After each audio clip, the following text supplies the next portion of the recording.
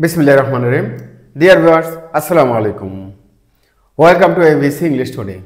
ABC English Today তে আপনাদেরকে জানাচ্ছি স্বাগতম। ABC English Today এর ভিডিওগুলো নিয়মিত দেখলে আপনি বিভিন্ন জায়গায় বিভিন্ন পরিস্থিতিতে সহজ এবং সাবলীল ভাষায় ইংরেজিতে কথা বলতে পারবেন। তাই নিয়মিত ভিডিও দেখার জন্য চ্যানেলটিকে লাইক কমেন্ট শেয়ার দিয়ে সাবস্ক্রাইব করে বেল বাটনটি অন করে দিবেন। ডিয়ার ভিউয়ার্স, ইমেল লিখতে সাধারণত আমাদের দুটো ইমেল আইডি লাগে। যে ইমেল পাঠাবে তার একটা আইডি আর যার কাছে পাঠাবে তার একটা আইডি। তাহলে এটা আমরা কিভাবে লিখব? চলুন শুরু করা যাক।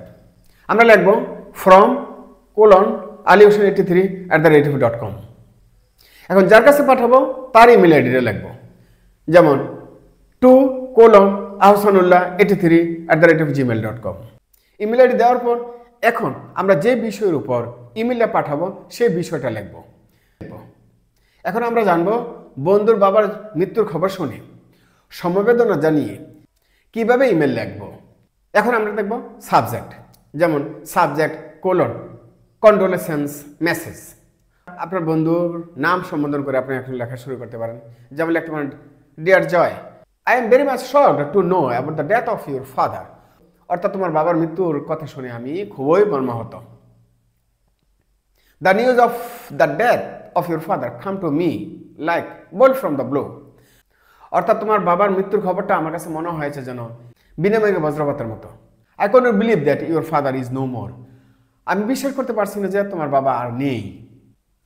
Words fail to console you। কথা দিয়ে তোমাকে সান্ত্বনা দেওয়া যাবে না। May Allah enable you to cope with this unexpected situation। এই আনএক্সপেক্টেড সিচুয়েশন কাটিয়ে ওঠার জন্য আল্লাহর কাছে তোমার জন্য দোয়া করছি। This death is great loss to me also। এই মৃত্যুটা আমার কাছেও একটা ক্ষতির কারণ। But we have to bear it। আমরা এটা মেনে নিতেই হবে। Condolences to the member of your family।